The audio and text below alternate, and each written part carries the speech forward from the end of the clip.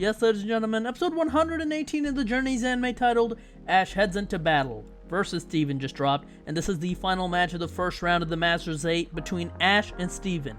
Who will win? Let's find out.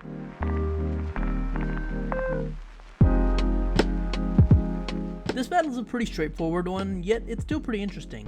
Steven actually begins with his ace, his shiny Metagross, and Ash starts with Dracovish. Ash remembers his training with Paul for this battle, so he allows Metagross to get up close to Dracovish, only to hit it with a vicious Rend to force him to switch out. Steven then switches out to Aggron, and this is when the battle really begins.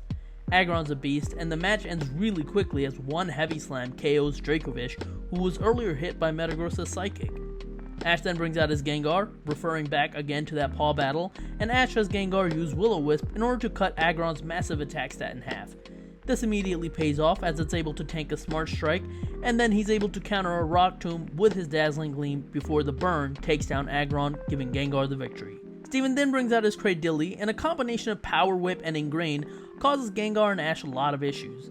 He's trapped with Power Whip, and his Sludge Bomb isn't doing much since Ingrain is helping it recover its health. However, when Steven goes for a Meteor Beam, Ash is able to counter with Dazzling Gleam and create separation for his Gengar for a bit. Ultimately, it doesn't matter as Gengar's Shadow Ball is countered by Power Whip, and that same Power Whip also damages Gengar, causing the KO and giving Cradilly the win.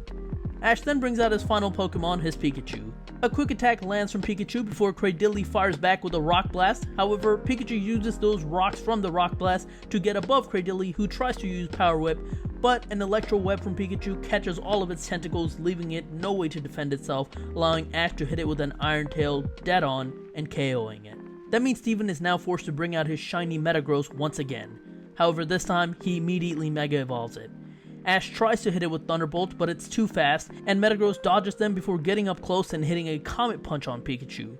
Pikachu then tries to go for an Iron Tail, but once again, Metagross dodges and hits it with Psychic. With no other choice as Pikachu is badly damaged, Ash pulls out his Z-Ring, 10 million volt Thunderbolt is used, but once again, Metagross manages to dodge some of it and get behind Pikachu. However, when Metagross goes for Flash Cannon, it gets countered by the Z move, and it eventually gets overpowered and sent to the ground. Ash then follows it up with an Iron Tail right on the noggin of Mega Metagross, which reverts it back to its normal form, signaling that it has been KO'd, which means the winner of the match is Ash. Afterwards, we get the in-game dialogue from Steven to Ash after Ash beats him, which is something we've seen in the series before, particularly with Lance, so I'm glad we got to see it here. We also get a wholesome celebration with Iris and Go, and after the announcer tells us that the Masters 8 will continue, outside he's wished well by Iris, Alon, and Steven before they leave, and that's where we end the episode. This battle here was alright. I don't think it's as good as the Iris Cynthia battle, but it's not terrible either. Dracovish feels wasted, but I know someone has to lose early to put Ash in the back foot. Even still, it should have done something more. I guess its main contribution was weakening Metagross instead of winning its own battle, which ended up helping out Pikachu, so I guess it did its job, but still, I wish we got to see a bit more of it. The Gengar portion of the battle was probably the best in terms of strategy. Using Will-O-Wisp to weaken a Pokemon and then eventually take it down was a nice callback to what Ash learned in his battle against Paul. Gengar is a glass cannon, so I wasn't surprised that it got KO'd quickly once it did get attacked. Pikachu's battle against Cradilly was also smart and quick, and his battle against Mega Metagross was brutal. I was really nervous since people started talking on Twitter about the idea that, oh, Ash might not make it past the first round. However, when Masashi Pokemon Master hit, I knew it was going to be awesome. Anytime you play that song, I get hyped. And fun fact, apparently this was an unused theme from the very first season, so this is the first time we're hearing it ever, so that was pretty awesome.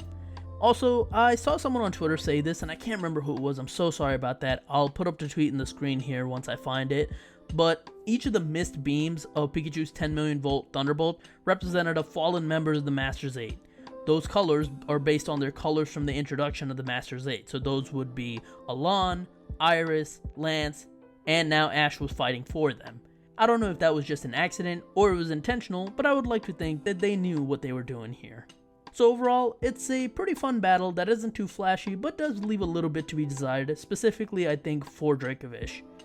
Let's talk about some additional things from this episode though. Team Rocket are still watching the episode as always, and similar to last episode with Iris, they cheer for Ash, especially his Pikachu. I'm assuming it's for the same reason here as it was with Iris, which is that they helped make this Pikachu stronger by battling it so often. But in this case, the connection is much longer. Also in terms of cameo, this episode might have had the most. We saw Paul and Reggie watch it, obviously when Ash is using his Gengar. We see the Professor and Chloe and everyone else in Cerise Laboratory watching it. We also see Professor Oak, his mom, and all of his Pokemon at the ranch.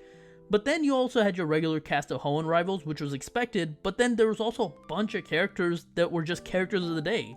I legitimately don't recognize many of them, but apparently they're all from episodes of the anime, so I guess the staff doing this episode must have really been fans to put some obscure characters in this small moment.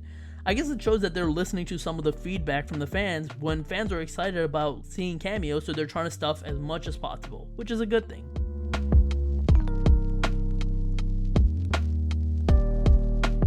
The next episode is a recap episode. We do not have a preview for the Chloe episode that's supposed to be coming in 2 weeks from now. The production schedule for this series looks so hectic. I really hope they're able to pull everything together by the end. But anyways, that is it from our review of episode 118 of the Journeys anime. Thank you so much for watching. If you like this video, like, share, subscribe in the comments. Let me know your thoughts on this episode. You can follow me on Twitter at @PdGaming, and that is it. I will talk to you guys later. Peace.